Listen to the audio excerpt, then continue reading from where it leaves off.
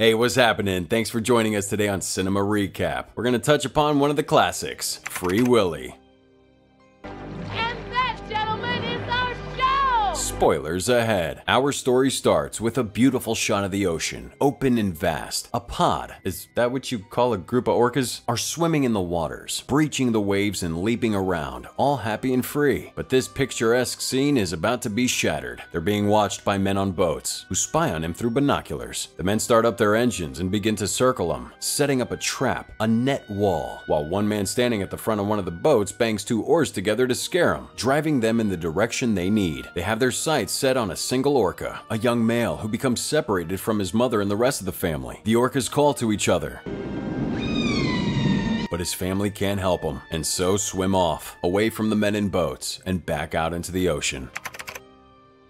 Elsewhere, we're introduced to Jesse, 12 years old, and three other orphans, living on the street and trying to survive. They beg for money from strangers, saying it's for a bus fare or other travel, saying they need it to get home. Could I borrow some money? Later, they pool that money together, saying that it's not enough for the food that they want to buy. They're starving. Instead, they resort to stealing the food whenever they can. Their first target is a restaurant, grabbing whatever they can before running away. They even go as far as to steal a wedding cake from the back of a van. Later on, chilling at a skate park to enjoy their plunder. It's dark now, and they talk about their pasts briefly and how they were left by their parents, becoming part of the foster care system. They split up when a cop car with sirens blaring appears, all of them legging it, and Jesse and his friend Perry run away together, seeking refuge in a shed of some kind. But once the doors open, a silent alarm begins to flash. Jesse and Perry begin to explore, both immediately spraying graffiti on the walls, kinda like a "I was here" sort of thing. Jesse then hears a strange noise. There's a flash of lightning, and he's scared by the face of a great whale suddenly appearing in front of him. Momentarily startled, he runs away before going back to take a closer look, wanting to know what it was he just saw. He sees the killer whale more clearly now, but only briefly, as a few seconds later the cops arrive, drawn by the alarm. Jesse tries to flee, but one of them grabs him, throwing him to the floor in a beautiful example of police brutality. Dude, chill, he's just a kid.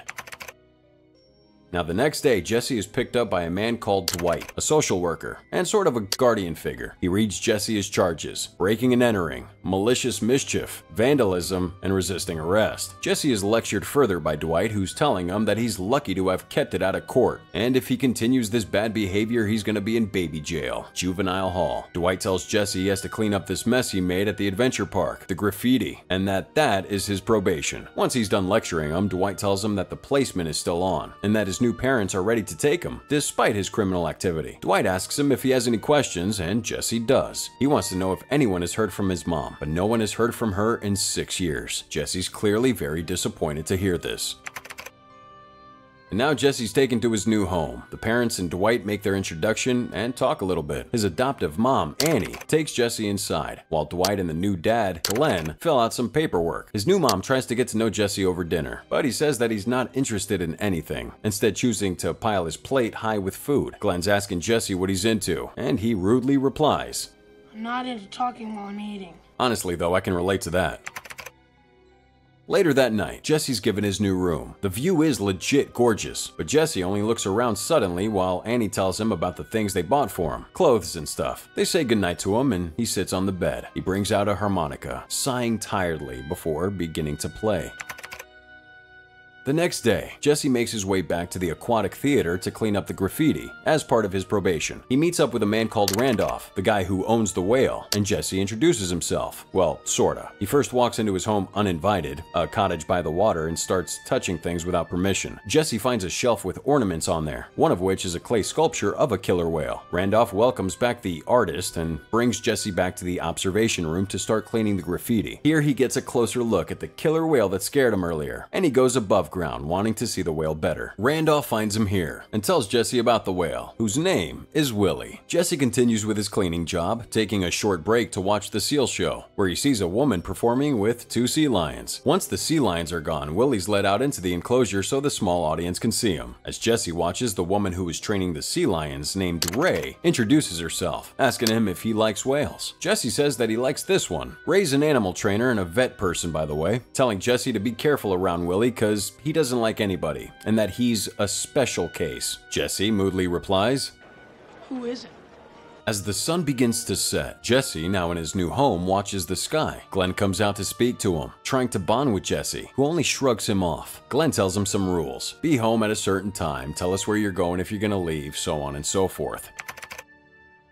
The next day, back at the aquarium, Jesse plays the harmonica before the glass in the observation room, seeing the Oreo whale swimming around. Willy seems to like the harmonica, whistling back to him. Jesse goes back up to the surface to watch him, and laughs when Willy splashes the trainer, Ray. They talk a bit, Ray saying she can't get Willy to perform. No one can, saying how Willy is really smart but nasty. Jesse says he likes Willy, and Ray says, "Good. You can help me out." And together they sort through the fish, separating the good from the bad and broken looking fish. Jesse's asking more questions about Willy, and Ray tells him how much Willy likes salmon. Now that night, Jesse sneaks out of his room. He sits by the edge of the pool playing his harmonica. Jesse, however, gets spooked when the lights turn on. He runs away to hide but slips and falls in the pool. Randolph appears, looking around before leaving again, seeing nothing out of the ordinary. In the water, Jesse sinks into the bottom of the pool, having hit his head. Willy swims over to him, carefully lifting him out of the water and pushing him gently to the edge of the pool. Jesse wakes, coughing up water before sitting up and turning to the panda fish, realizing the whale just saved his life. Later, Randolph says there's something special about him, saying how it's odd that Willy didn't eat him up as soon as he fell into the water. Jesse's annoyed, asking why everyone has a problem with Willy. Randolph says the whale doesn't like visitors in his tank. Jesse says that he only came to say goodbye to Willy, as his job is nearly finished. Randolph talks about orcas to Jesse, as he's looking again at the little clay model of the orca. Randolph says how Willy won't look at anyone else, only him. And later, he takes Jesse home, and Jesse has to explain to his pretend parents why he's wet. Annie is alarmed hearing that he fell into a whale tank, but Jesse tells her that everything's fine. Randolph introduces himself to Glenn and Annie, and asks them if they'll allow Jesse to work at the aquarium. They agree to this, so long as he doesn't sneak out of the house anymore. Jesse also agrees to it, reminding Glenn before heading inside that he's not his dad. Damn, he's moody. He's as bad as Willy. Huh, guess that's why they relate to each other so well. The next morning, Jesse visits the aquarium, hearing an argument between Ray and an evil businessman who only wants Willy to perform and make money. The man is the park owner, so he kinda calls the shots. Later, the evil businessmen talk business together, saying that the whale is still not performing. One of them mentions insurance. The other says that the whale is worth more dead than alive. Uh-oh. Then they talk about money some more, saying how expensive it'll be to expand the playpen, as they call it. But they won't do it unless the whale makes money, because money, money, money, money. Jesse gets some fish for Willy and goes to visit him in his tank. He throws that fish into the pool, and instead of eating it, Willy just brings it back to him, like a dog playing fetch. Jesse's able to hand feed Willy without him biting his hand off. And then Jesse gives more food, and is able to pet the whale for the first time. Willy lets Jesse pat his nose. Jesse's telling him how rubbery he feels. Jesse goes to leave, saying that he's gonna feed him some more fish later. But as he walks away, Willy begins to follow him. Willy turns over, waving to Jesse, first with one fin, and then with the other. Then he begins to play with Jesse, following his commands. Now Randolph, who's going about his business, sees this, calling Ray over to watch. They are both amazed at what they're seeing, as Willy slowly turns in circles for Jesse. Willy pokes his tongue out at Jess, and Jess does the same. Now Ray approaches, asking the kid if he can feed Willy, and Jesse does so. Ray tries to feed him, but Willy splashes her instead. Ray's explaining that Willy doesn't like her because of all the medical tests she's done on him, being a veterinarian as well as a trainer. She then explains how killer whales live in pods, and how some of them stay together their whole lives, saying how she wants to work out on the ocean again someday. Jesse's asking about Willy's fin being flopped over, and Ray explains it's because he's in captivity. Swimming in circles constantly instead of straight and narrow like a wild orca would has caused the fin to collapse. Ray then tells Jesse about the situation, saying Willy wouldn't be given a larger pool until he makes more money, or in other words, performs. Ray then teaches Jesse how to train Willy, as Randolph watches. She tells Jesse that orcas love to be petted, saying that in time Jesse will learn to read them, and Jesse learns more about whales. Later that night, Jesse tells Annie enthusiastically about whales and about the story of orcas Randolph told him. He goes to bed happy, with the clay model of the orca by his bedside table. The training with Willy continues, and their bond grows. Jesse's playing hide and seek with him, feeds him salmon, and pets him some more. Willy slowly begins to learn, listening to Jesse's commands. Jesse's even able to swim with Willy, sitting on his back and surfing on him. Eventually, the two trust each other enough for Jesse to be able to pet Willy's tongue. Ray smiles at him. Maybe there is hope after all. Later, Jesse visits Glenn at his job, a car repair place. They talk briefly. Jesse mentions his mom again, saying how he believes she'll still come back for him someday. Smart man Glenn over here says he doesn't believe she will. Jesse gets mad, storms off, and comes home late. Annie and Glenn argue, and Jesse gets upset, throwing a baseball out the window. Hearing that, the two rush upstairs to find Jesse on the bed. He says that he was scared because he doesn't want them to fight. Annie and Glenn say that they'll always be there for Jesse no matter what, and that makes him feel a little better. The next day, Jesse buys Willie a nice big salmon, instead of stealing it this time. He tells Willie he used all his pocket cash to buy it. His friend Perry offers him a job in Sacramento, but Jesse turns him down, instead choosing to stay behind with Willie. Perry leaves and Jesse goes back to Willie, talking to him about family, saying how much he misses his mom, but still believing that she will come back for him someday. I'm sure you miss your family too. Jesse kisses Willie, resting his head on him, telling him that he loves him. Shortly after, the evil businessmen come to watch Willie perform, wanting to see if he's ready. Willie listens to Jesse's commands, plays ball, swims around, waves, and jumps out of the water dramatically. Everyone is super impressed, especially the businessmen who only see green, thinking about money. So you can do all that again. Jesse says he can do it again, what he just did, making Willie perform. The two men leave, then saying how things are back on track, talking more about making money and how evil they are. However, when the day comes, things don't go as planned. There's a huge crowd, ready to see Willie do his tricks, but scared by the noise, the cheering crowd, the banging on the glass by the children and the observation platform. Willie doesn't listen to commands. He's stressed out and instead does nothing. Willie just stares at Jesse before swimming away. The crowd begins to get annoyed, shouting and being even louder. Eventually, Jesse runs off, upset, and the murder dolphin smashes into the glass of the observation area, scaring the children away. One of the evil businessmen run into this area. Seeing the leak, he gets a devilishly cunning plan and evilly eats his popcorn.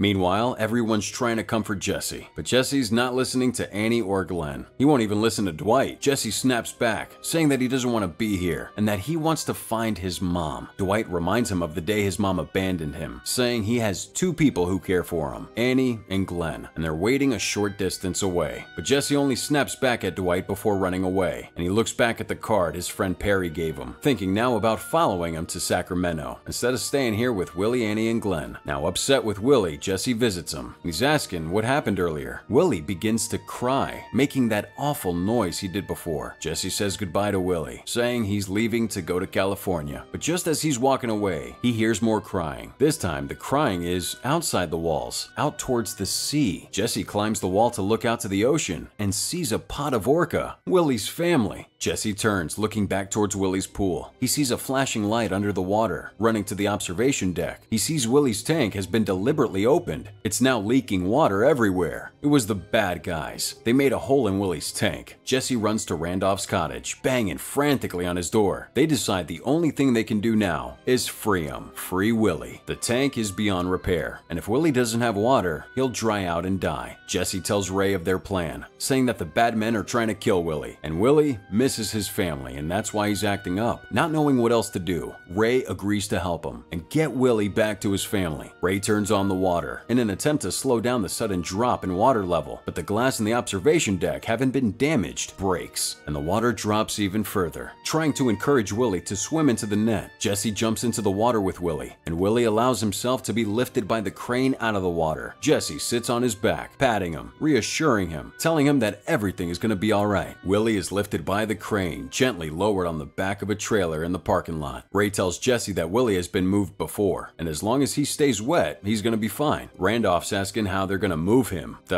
Jesse gets the great idea of stealing Glenn's truck, and Randolph's on board with this idea. They successfully rob Glenn and drive away, heading back to the parking lot and attaching the trailer to the truck. They decide to head to the marina, the only ocean access for miles, as Ray says. They'll have to take the back roads to avoid attention. Having realized that both the truck and Jesse are missing, Glenn uses his radio to try to contact Jesse in the truck, but at that time, Jesse's outside with Willie, hosing him down. He's sitting with Willie in the trailer while Randolph and Ray drive, going the least conspicuous path. The evil businessman hears that the whale has been stolen and is mad because, as he puts it, Because we don't have theft insurance on the whale, that's why.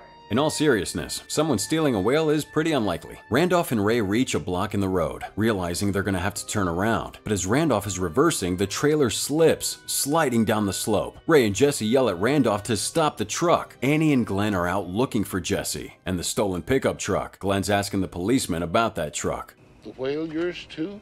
Unable to get the trailer off the slope, they admit that they need help. Jesse calls Glenn using the radio on the truck, and the two immediately drive to him. Jesse begs Glenn to help him, saying that if he doesn't help, Willy's gonna die. And the two are now on board with this crazy plan. They manage to get the trailer off the slope using a winch, and continue their journey to the marina, stopping only briefly to visit a car wash, doing their best to make sure he doesn't dry out. They continue to drive, and by the time they reach the marina, the sun's come up and the sky is lighting up. Glenn slows the truck down, seeing men standing before it, ready to stop him, one of them being the evil businessman. Jesse shouts to Glenn to hurry. Glenn complies, speeding up and smashing straight through the gates. They reach the water's edge, managing to reverse it into the water. They get Willy inside just as the bad guys reach him. Glenn's fighting him off, protecting Jesse, and Willy's able to get into the water. But before he can reach the open sea, his escape route is blocked by two boats that trap him using nets. Big nets that reach the seabed, like the kind they used to catch him in the first place. Jesse gets out of the water, running to the wall. He says his goodbyes to Willy briefly, saying that he loves him and that he's gonna miss him. He stands at top of the wall, telling Willy that he believes in him. Willy swims to the bottom, gaining speed as he prepares to leap. He jumps, leaping over Jesse, over the wall, back into the ocean on the other side, in that iconic scene we all know and love. That is cinema history right there. Willy is now free. He's reunited with his family, and Jesse, after celebrating this bittersweet moment, thanks Glenn and Annie and gives them a hug. And that was it, folks. Thanks for chilling with us on Free Willy, released back in '93, directed by Simon Windsor, distributed by Warner Brothers Pictures. The film starred Jason James Richter as Jesse, Willy played by Kiko, who gave a stunning performance, I must say. Jesse too. And for those of you that wonder, Kiko was eventually released back into the wild thanks to the film he starred in. As always, guys, till next time.